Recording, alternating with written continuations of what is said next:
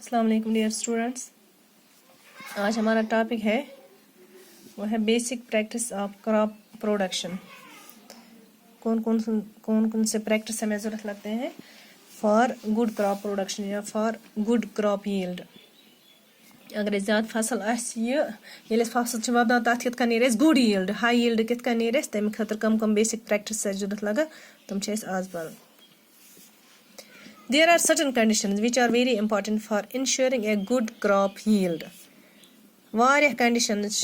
यम ज़रूरत लगा कम खतर for ensuring a good crop yield. अगर क्रॉपस असल yield ज़रूरत असल yield कड़न good produce कड़न तथ खतर वारिया कम conditions कर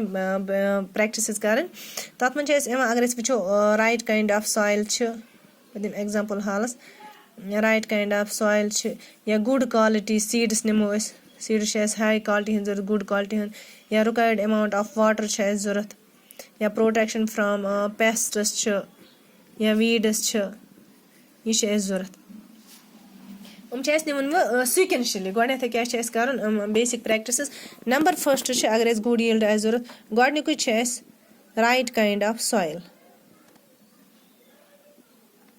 वन कहें ते वोमुत वन कह बेल त्रोमुत कहें गोडे नुन वो जमीन कित सॉइल कित तिकेज टू ऑब्टेन गुड क्रॉप या crop plants are grown in large numbers in fields and crop is harvested for their produce. अगर जरूरत यह असल यील्ड क्या सॉइल गड़नी क्या सॉइल कर field needs to be managed properly ये फील्ड्स मज बेल त्रावन कम खतर in order to yield good crops अम खतर फील्ड कर असल पे मैनेज यह फील्ड मैनेज कर खतर कह प्रैक्टिस ये मज राइट काइंड ऑफ सॉइलस मज अथी मन कह प्रैक्टिस गोडनिक फील्ड शुड बी ओपन कम खतर अति पे अत सनलाइट तो एयर यह सॉइल मज नुन ख्याल थो सॉइल नुन न्यू फील्ड न्यू ये क्रॉप ववन अत गस असल यील्ड और नेरन यील्ड नेरन खतर अत गुड यील्ड नेरन खतर क्रॉपस ववन अत क्या गस फील्ड गस ओपन कम खतर अ गस सनलाइट असल पे अवेलेबल एबंडेंटली एयर ते गस अवेलेबल असल पे गो यह अत मज सॉइल मज number A part. Number B Field should be protected from stray animals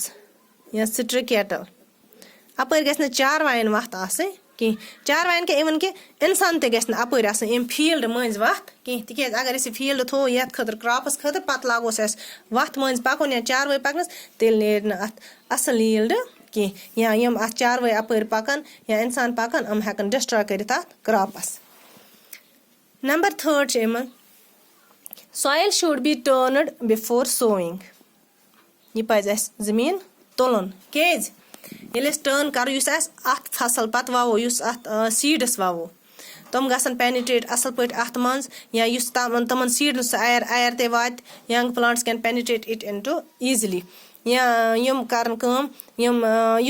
soil turn करो it helps the plant to hold firmly on the soil ये तुलो जमीन अत मज ग रूट ते कड़न वाश असल पे आयर ते वात बे हेकन तम असल पे खसित। Number next is right amount of water should be available अत गस आब ते आसन अवेलेबल तिकाज यम ते सात जरूरत पे अत फील्ड्स अस हेको अत आब असल पे त्रयित ये आब ते ओसुस तम पत क्या गस कम आसन it should contain sufficient nutrients यन कि त्रोस आब ते कर टर्न ते सॉइल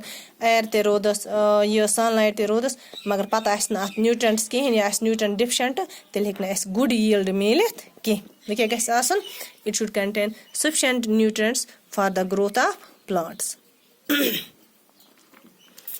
गो ये वो न्यूट्रिएंट्स तम पत ब्या न्यूट्रिएंट्स ते आब ते हुत सोर कह पत क्या ब्या यम ते अत अनवांटेड प्लांट्स आसन अनवांटेड प्लांट्स क्या गए अनवांटेड प्लांट्स गए वीड्स घास ये वन कस पे कच इट शुड बी रिमूव्ड यह पज अत नेबर कड़न ये नेबर करो अत main crop it gets enough nutrients. Yeli se athi weed kado nebar teli hek yus at main crop is trawo wavna khatar teli hek so ye garit hasil kam nutrients, enough nutrients. Ye go kya gayi zameen tayar. The soil is therefore turned over by